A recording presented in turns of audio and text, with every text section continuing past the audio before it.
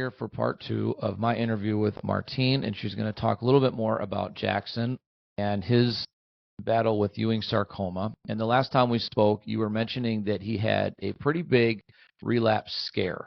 And I wanted you to be able to explain that a little bit more, kind of give us a little bit more detail about kind of what led up to it and also where he's at now.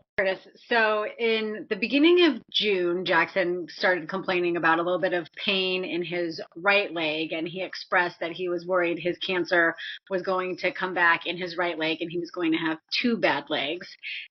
I mentioned it at the PT. It seemed to be he was pointing in the calf area, so I wondered if he was overcompensating a little bit. So the PT kind of felt around, checked it out, and let's keep an eye on it. And it was still bothering him about 2 weeks later. And so we went to the pediatrician's office, and the practitioner felt around. She thought calf tightness, but she's like, let's do an x-ray just to put everyone's mind at ease. So we got the x-ray the next day. And of course, I got the results on my chart right away. And as I just cannot differentiate between Ewing's relapse or stress fracture. I was not expecting that. So pediatrician called, put in the MRI order. His oncologist called, and he had personally called the x-ray tech who told him that if it were not the radiologist who read the report and told him that if it were not the history of Ewing's, that would have been read as a stress fracture. So he felt pretty confident that it was just a stress fracture, reassured me that this would be an even more rare way for Ewing's to present itself, even more rare than him getting Ewing's in the first place. So that made me feel slightly better. It was a matter of getting the sedated MRI scheduled because he was only 6 and had only ever done sedated MRIs. So that took scheduled out for 6 weeks out.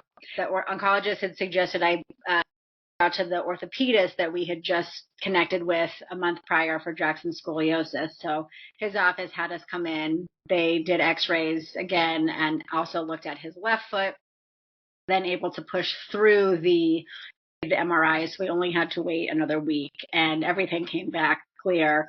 The feet, both shins and fibulas. So everything was all good there. He was in a boot for 3 weeks treating the stress fracture. So he had an AFO on his left leg. Right leg had a air cast. It was right in the middle of summer camp and didn't get to play any sports or do much, but got to swim and got to do some art classes, which was great. It was an relief. It was stressful thinking that relapse was already back so quickly. Right now, got scans in 3.5 weeks for his next set of 3-month scans. This will be the second ones, and just waiting for that. Waiting is always the worst, but I'm glad that it came back as well. I mean, I guess a fracture is better than the other way you want to go. So I guess we're happy for the fracture. We're happy for that. We're happy for that. Kids will just be kids, and things happen. So we're glad for that. So you have your scans coming up for 3 months, and then how long will it go before you push out to 6 months and then a year, things like that? So it's 2 years of 3-month scans. I believe it's 2 years of 6 months, and then. Okay. Well, we'll just keep pushing for those scans to come out, and I know that we've talked about it, I think, in the beginning, but scan anxiety is a real thing as you get closer to these scans, and it's tough on the parents, tough on the kids, but we just continue to push and hope that everything turns out well. So so how is he doing now? 100%. How is he doing right now? Great. School started a couple weeks ago. He did soccer. After school activities, he's doing piano, and tonight he has his first drum lesson he's so excited about. And then he's got PT 3 times a week. So he's tired after school. PT right after school has been interesting. Doesn't really want to do much. He just kind of wants to mess around. Doing swim lessons also, which his teacher last week had emailed me and said he just really wasn't listening and not wanting to do anything. I'm realizing the long days of sitting there and listening are a lot on him. It's been a while since he's been in school full time, so everyone's giving him a little bit of grace, us included. Right. Well, what I'm hearing is that he's just being a kid. You know what I mean? And sitting still for a long time for and then having to go through all that extra stuff like PT. I think we talked about it before too, that PT was something that JC hated 100%. Did not like it, and I haven't really noticed a lot of kids that are super stoked about it. Here, do this, do that, run this way, throw this ball here, or walk up these steps. Leave me alone and just let me get out of here. But so it's definitely, I'm glad that he's getting to do things now. Drums, that sounds exciting. So excited. That sounds phenomenal and loud. So Mom got him a drum pad while he was going through chemo that he didn't really use much, but it has headphones, and he can put the headphones on and practice, which is great. We have no space in our house for a drum set, so I'm like, the drum pad is perfect. Put your headphones on and you can practice that way. I love it. I love it. Just go ahead and let you get it out, follow a passion and have fun with it. That's awesome. That was something that my wife, she missed out on in life. We always say that your mother stifled you because she wouldn't let you have a drum set growing up. My sister always wanted to play the drums, and so in her mid-20s, her then friend bought her a drum set and got her drum lessons for her birthday, and she loved it and took lessons for a little bit. I have no clue where the drum sets are now after a cross-country move, but I'm so excited to play them. Well, hopefully, maybe she still has them somewhere. Maybe they're somewhere still in the family, and they can be passed down. And that's just a phenomenal thing for your hearing and your stress levels. And that sounds great. Yeah, the kids had both had keyboards at one point. Mom had gotten them each their own keyboard because they were both taking piano. As we cleaned out Jackson's room after done with treatment, because we wanted to move him back into his bed since he'd been sleeping in our bed the whole time, cleaned out his room, and I was like, we just don't have space for his bed and all the things in his room with this keyboard. So we kept the better of the two, and we donated the other one, and we put it in the playroom. For a while, when they each had their own, they would just both be in there banging out of the keyboard. They had headphones, but he never wanted to put the headphones on. Heck no! You want everybody to hear what you're doing. That's great. Honestly, he sounds awesome. He sounds amazing, and not letting any of this slow him down, which is probably one of the most empowering things that you can hear. And I had spoke about going to Cure Fest in DC, and you see all these kids, and they're singing, and they're dancing, and they're running their own foundations. It's incredible that they don't let this slow them down. And I love to hear that because, like I said, I think I've mentioned in the past or even on other podcasts that, the littlest things can slow us down as adults, right? The man flu is a real thing. I'm just saying, and it will slow us down and put us down for days on end. And these kids just don't let anything stop them, and I love it. Yeah, they really don't. It's incredible to see him on the soccer field. We were out of town, so we missed his first two games. We're excited to get to take him on Saturday and watch him actually play with his friends. And my parents sent videos last week, so we got to see a little bit, and it was incredible. A year ago, weekend, we were back in the hospital with a neutropenic fever, and here he is, AFO, half a bone, and out there scoring goals and getting in, pushing people a little bit as much as allowed, and it's like he hasn't missed a beat, which is great because we just had no clue what was going to come post treatment for him. Yeah. No, you did day to day with this diagnosis with pediatric cancer. It's day to day. You never know what you're going to see the next day. You don't know what tomorrow's going to bring, and it's scary. But to continue to not let it slow you down, and also as parents to really continue to encourage them to just be yourself, just be kids, and don't let it slow you down. And if you're going to, I think, and also if you're going to break down or that type of thing, to try not to do it in front of them. Sometimes it's unavoidable, and just continue to give them that encouragement. So I love to see it. I love to hear the stories of it, and continue to move forward and just give them that to work on. So you had mentioned too in the beginning that you guys were going either have or you were going to start a foundation, and I liked it because it has same name as our daughter JC. Now it's obviously just the letters, but that it was going to be JC Strong. So I would love to hear more about what that is about and what you hope for it to be in the future. So I actually have it started now. You can see my shirt. I'm actually wearing a logo, JC Strong Fund, and then underneath Stronger Together. Love Um, it. so I really wanted to do a foundation. Reality of a small business owner and just everything with the cancer plus 2 kids. I was like, I'll do it, but I need to like figure out how to make this work. And somehow I happened upon St. Baldrick's Foundation. I'd been seeing this called Battle Osteosarcoma, and I'd been following their journey. They're based in Hillsborough, California, which is where we're from. Just my husband and I are both from the cities that with Hillsborough. Raised a ton of money for Alejandro Sweet Cordero at UCSF, who I had been in contact with at the beginning of Jackson's diagnosis through a friend, has a friend who worked for him. Just utterly impressed at the amount of money that they were able to raise for his new osteosarcoma lab. So I happened on St. Baldrick's website, and they have these hero funds. So I was just browsing through, like seeing what kind of funds they supported and things like that, and Battle Osteosarcoma listed under there. So I immediately emailed, her name is Kelly, at St. Baldrick's, and I was like, I'd love information. I think this might be a really good for what I want to do. I had a chat with her on Friday evening a couple weeks ago, and I emailed her right away and was like, yep, let's get the paperwork started. So JC Strong Fund is a Ewing's relapse research fund, and will help find relapse trials. And my goal is that we can have some research. So there is protocol. There is a relapse because right now there's none. It's just, a guessing game.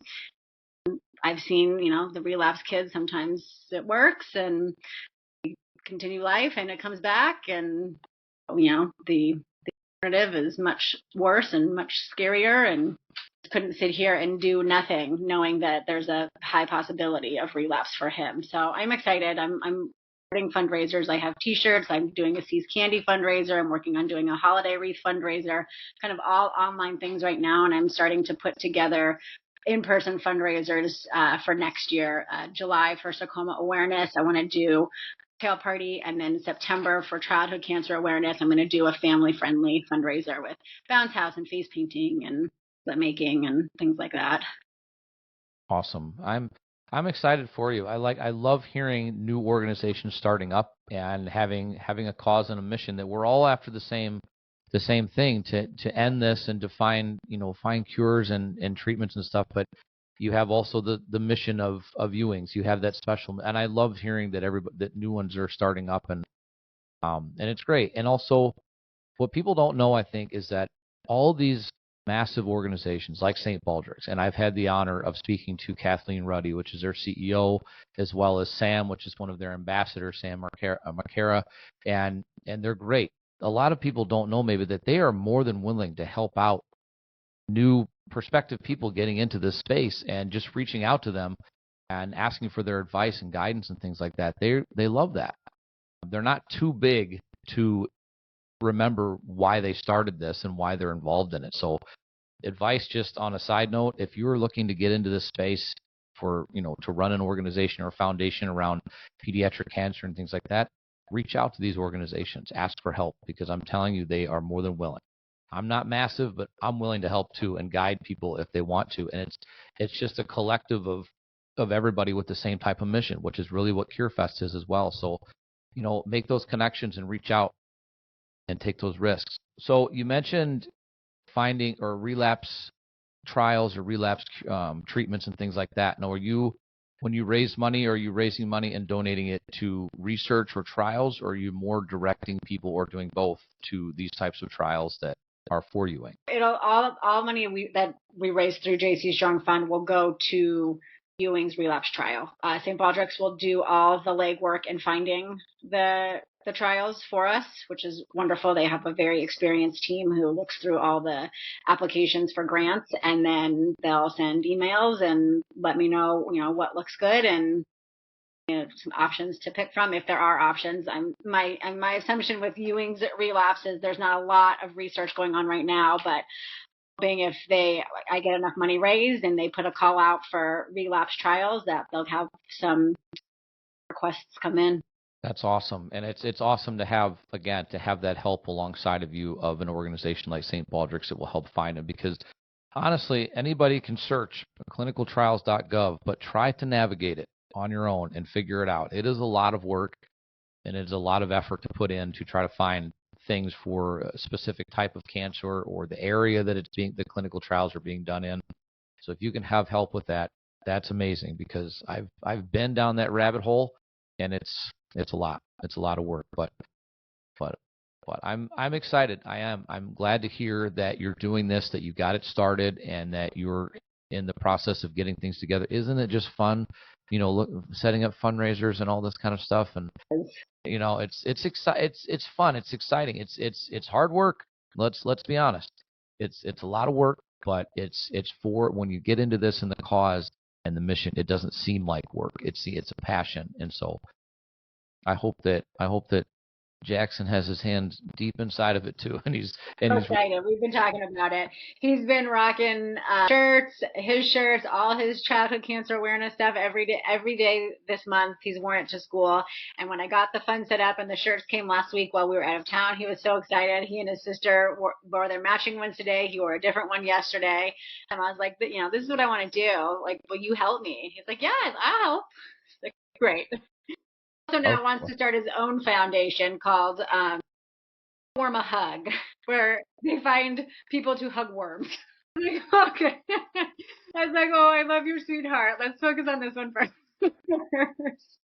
All right. So, ladies and gentlemen, next year we're going to be looking forward to Give a Worm a Hug Foundation. Listen, there might be something there. There might be something there. I mean, all I'm saying is grab the domain name now.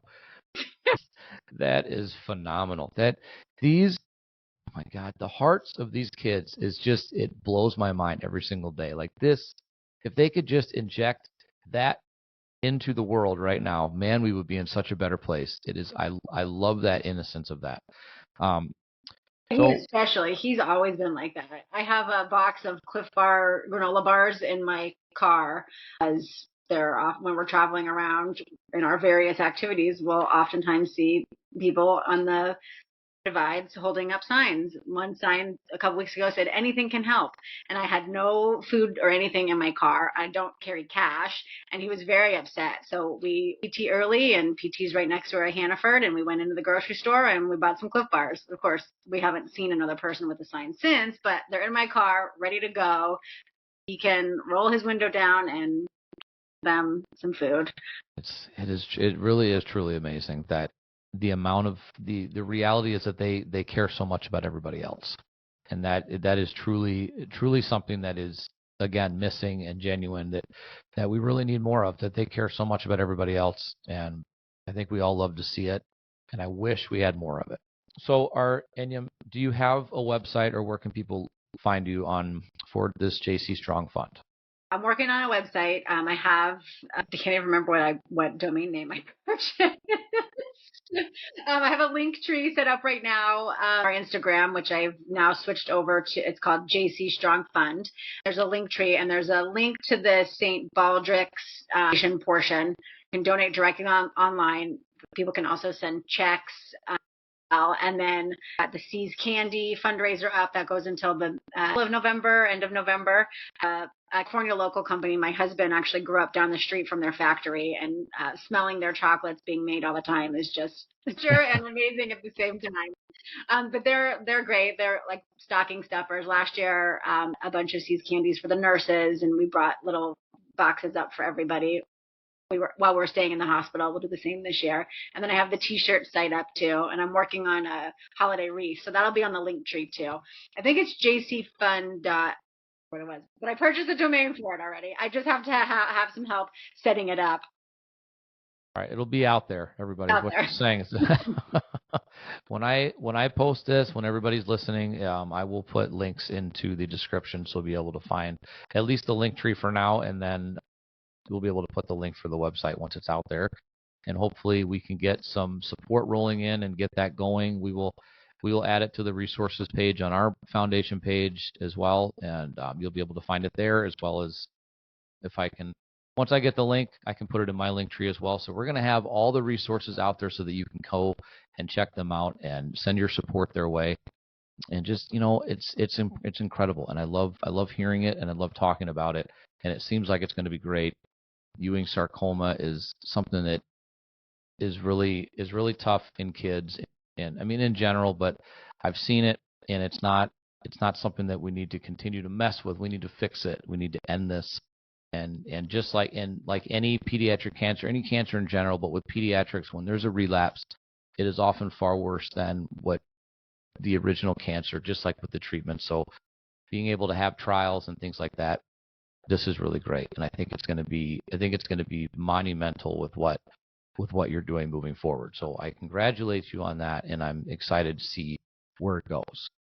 I'm excited too. I just hope that change something for future kids, and those kids that are going through it right now, if they ever end up with a relapse, that there's some, hope for. Yeah, having options instead of the doctor coming in and saying, the two words that you don't want to hear. There's three words, which is you have cancer, but the two words are make memories.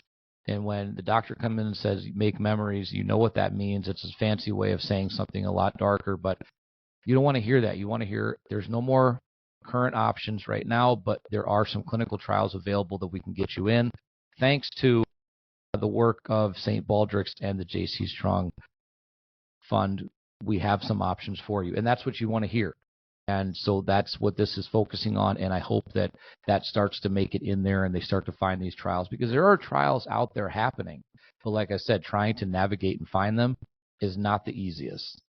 So having something like this that helps narrow it down is going to be great. So I'm excited for you guys. Yeah. So is there anything else? I know we talked quite a bit in the beginning, and we talked about, PT and OT, and it's not any fun. And now with the relapse, and then we also spoke about him now going out there. And I used to play soccer as a kid, and I love it, and it was great. So I'm glad he's out there running around, being a little rough with the kids too, letting them know what's going on. Is there anything else that we did not cover in relation to his story, with your journey, things you're doing moving forward, anything like that? But one thing I'll know, because I don't know if this is just him because he's kind of so nonchalant about things, or if this is a cancer warrior, cancer survivor attitude, but he constantly references like, oh, well, I should have died, so I could have died. So I'm like, oh, yes, but you didn't. And so instead of looking at it that way, look at like, I get to live my life and I get to do these things I want to do. He's very, very nonchalant, like, and it upsets his sister to no end because she's very ahead anyways and high anxiety. And he's like, oh, well, I could have died. Oh, no, not Betty. Wow. You know what? I have not heard that before. Just him. Wow. Yeah. I mean, I know kids in general, but especially these kids have no filter. And then, but wow. You know what? Listen, I'll be honest with you. Sometimes you just got to own the reality of things. And I guess if that's what he's doing, good for him, I guess. But but at the same time, using it to, maybe freak your sister out a little bit is, wow. Sometimes I wonder if like that's why he's saying it, and I can't. Like, of course, I never write down like what it is that he says it about, but it'll be something, or I'll ask him to be careful, not to hurt himself. Oh, I could have died.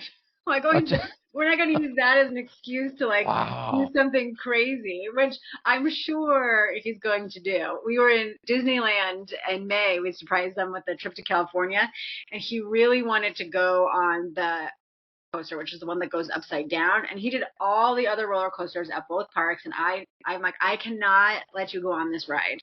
Like, you are 6 years old. It's not how. And he was so mad.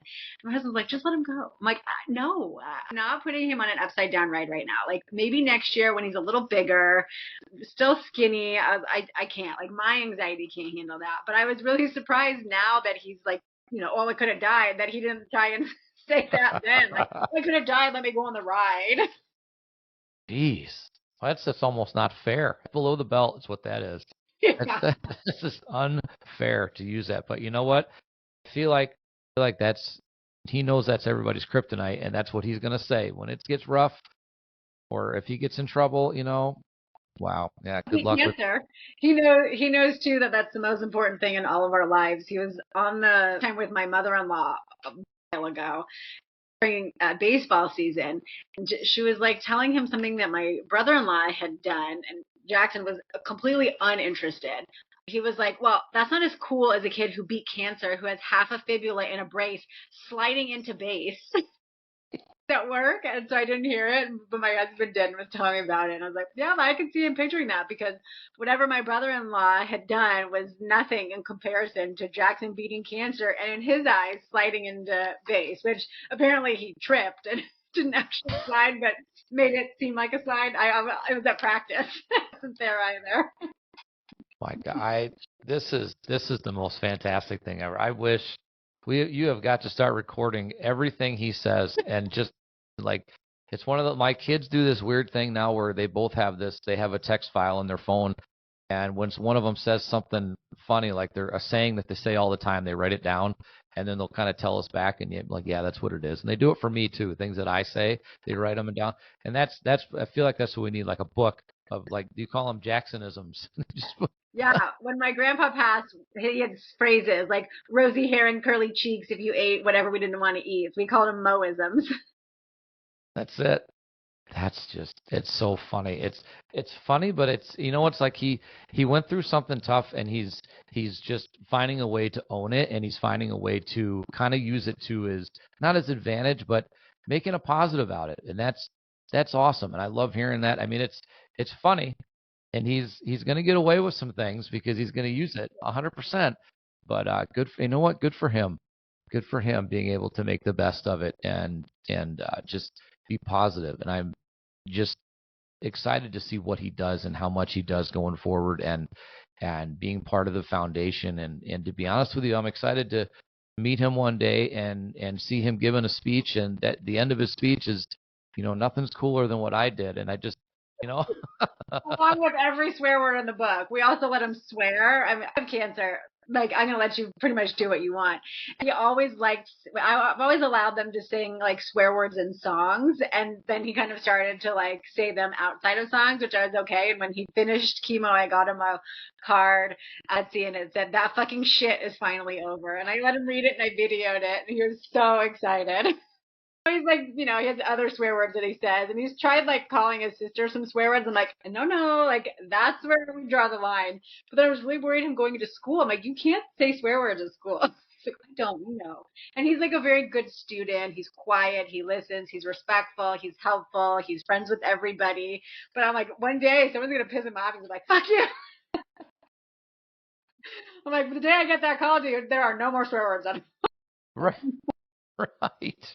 My gosh, The end of his speech will be a big "fuck you, cancer," or I think that's what? I am all for it. Like, I am all for it. Listen, my two older kids, I've been trying to get them to cuss in front of me as long as I can, and they won't do it. Hey. I know that they do when they're not around dad. I know that they do. As a matter of fact, my older daughter got called out by my 16-year-old, said, yeah, she's got quite the mouth when you guys aren't around. I know that she does. I've listened to her music too. But I've been trying. I'm like, just say it. I'm giving you a check. I'm like a blank check. Just let it out if you want to. And they will not do it. But man, I'll tell you what, that I love that. And you know what? The kids get a break. They get a leave. They get a little bit of rope when it comes to this kind of stuff. And especially these kids. I struggled for a long time. I posted a picture of JC. I wasn't going to do it. And then I finally said, you know what? I don't give a shit. I'm just going to post it. And it's me and her were flicking off the camera, and I was waiting. I was waiting for the shitstorm, and it didn't come. Everybody was so, like, just proud of her. And I'm like, you know what? She earned the right to be able to do this, say what she wanted, and she's been through hell. And so, you know what? Fuck it. I'm letting it happen. And so the fact that with Jackson, I mean, he might be taking the cake with all of this, but it's, good for him. Good for him. It's what it is, what it is. It's cool. Let him have it. I mean, and to be honest with you, when it comes time to, talk to the people that are writing the laws, I say, let it fly. Do your fucking job. I can't wait to see it. And I hope that the news doesn't bleep it out. And if they do, just have your camera recording, because we want to see the real stuff behind the scenes. But you know what? Sometimes you got to be rough, and these kids are the best advocates, and especially when they're unfiltered and just allowed to speak their mind, go for it. I love it. And hearing from the kids is the most powerful. The ones who have been through it, the siblings who have watched their siblings go through it, and who have lost their siblings because of this. Because they deserve more than the crappy 4% the federal government decides that they should get. Like no. Yeah. Yeah, and there's no good explanation for it at all. And they can talk to their blue in the face about it, but there's just no good explanation for it.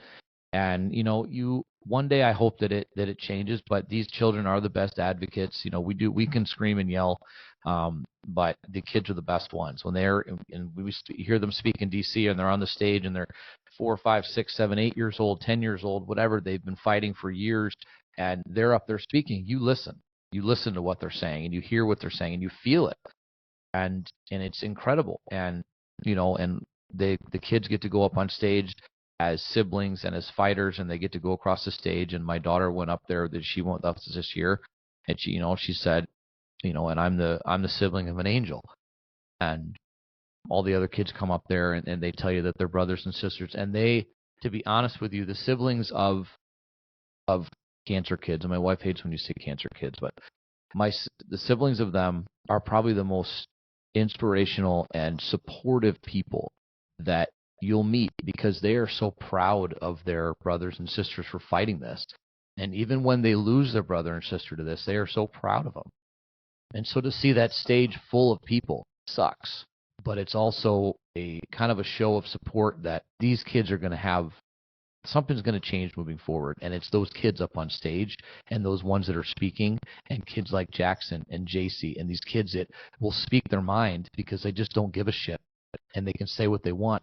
They're the ones that are going to make the change. So you're inspired by it, even though it's a sad thing. So I look forward to the opportunity one year to have you guys either here for our events or to meet you in DC, and to be able to just, I'm going to ask him some questions, and I'm going to have him say what you want to say, and tell me how you really feel, and we'll see how that goes.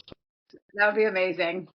Yeah, I would love it. And I have a plan, hopefully for next year sometime in DC. I want to possibly, if I can figure out the logistics, I want to try to have the podcast live there. I want to be able to try to stream it live there.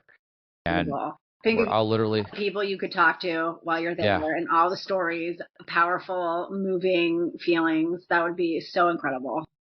If I can figure the logistics out. I was there when we were there. I was thinking about it and like, how can I do this? How can I figure it out? And then I got home and told my wife about it, and she's like, "That's a great idea." Even if I did it just for the one evening, I said, I'll have it set up like I have it now in my studio. The other mic will be there live, and people can sit down and talk to me. And I think it would be phenomenal. So if I could figure the logistics out and getting my equipment there without it being destroyed, then that's what I will do. And I would love it. And the kids can come up, the parents, everybody, and just sit down and share their stories. And it would be a really cool and eye-opening thing. So hopefully that'll work out. If you get that done, sign Jackson up. He would love to do that. 100%. I would love to. As a matter of fact, if he ever wants to just come on here and do the same thing we're doing, you let me know, and we'll do a whole episode with just him, and he can talk. He would. I'll ask him after school today. I bet he would love that. He's interested in getting the out about childhood cancer. I can't remember if already gotten to talk to his class about his cancer when we talked last time. I've gotten childhood cancer awareness shirts for his teacher, and then a coordinating one for him that said warrior. And so his teacher asked him what day he would like her to wear a shirt with him so they could match. And so they picked a day and they wore it. And she asked him if he wanted to tell the class why they had coordinated shirts. And he was like, yeah. So they had a whole discussion about childhood cancer and his journey and how he had cancer and he lost his hair and he had chemo and all of that. And these are second graders. They're 7. Some of them are new. I think there's maybe 2 kids new to the school district, so they didn't know him last year. He said there's like 3 kids that he had never met before that were in the district. It was amazing. I was like, well, how was I getting to talk about that? He's like, it was cool. Like, that's so good. So he's definitely would he would love to do that and talk about his feelings on everything and what he went through and what he's doing now. Yeah, we will 100% make that happen because I would love to hear it. And it's, to hear it spoken from their words and their experience. Like they went through it, right? We did it, but we're just kind of a mouthpiece for them. But they went through it and they can probably describe it. I've always said that these kids know a lot more than they're given credit for. Like they understand it. The fact that they can name off chemo drugs before they can, name off certain other things that they learn in school or maybe the continents, they can do that and they can explain to you what it made them feel like, and having that inside view. Yeah, we'll definitely do that. I've got a couple interviews coming up that I've got some of kids and survivors and stuff to have them on to speak their mind, but I would love to have Jackson on. And so you let me know if he's ready to do that, and we'll make a time. We'll make it happen. Yeah, I'm sure he will. I'll check with him today, but I bet he'd be all about that. That's awesome. Well, I would look forward to it, and so we've covered a lot. We covered a lot in the part 1, and we've covered a lot now. We've got some good information. I will definitely ask him to say what he wants to say. Also, I'm not going to hold it back because we don't have any filters here, so he'll have his opportunity. Excited for that. It will be interesting to see if he feels comfortable letting any swear words drop, because he's very polite and proper around 90% of people. Well, we'll see. We'll see how it goes. We'll be looking forward to it either way, but it'll be great. And so we'll definitely do that. Now, so what I do when we get kind of close to an end of a podcast is I always like to ask the guest to give advice to not only families that are currently going through this, but families that maybe have lost a child, but also families that may be diagnosed in the future. Kind of advice, from your perspective as a mom, as a parent, as a doctor and a nurse, because that's what we are, right? A caregiver to your child. Advice moving forward that people can kind of look into and kind of use in their journeys and their, because we came into this alone. So maybe those parents. I know it's tough, but it's I put you on the spot. No, I know. it's okay. I'm just trying to, there's a lot, right? I mean, take care of yourself as the parent too. We often don't do that, because you have to be not going to be okay. You have to be someone okay to take care of them and make sure that they're okay. Your life is just basically put on hold. Definitely, nothing is known. Lived with our bags packed for months by the door, ready to go at any time. Parents on call to help with our daughter for activities and after school pickups, and told her, like, in the middle of the night, if we have to go to the hospital, I'm not going to wake you. We're just going to go. Just enjoy the time with your kid. It sucks being in the hospital and not a normal life, but so much time with Jackson last year. It was great, and send him back to school and go back to normal life is hard because you're just not with them all the time. I would definitely trade it for the world for him to not have cancer, but time I'll cherish because it was just us. And I feel good a lot of the time, but lots of cuddles and special moments, which is nice in, a really shitty situation.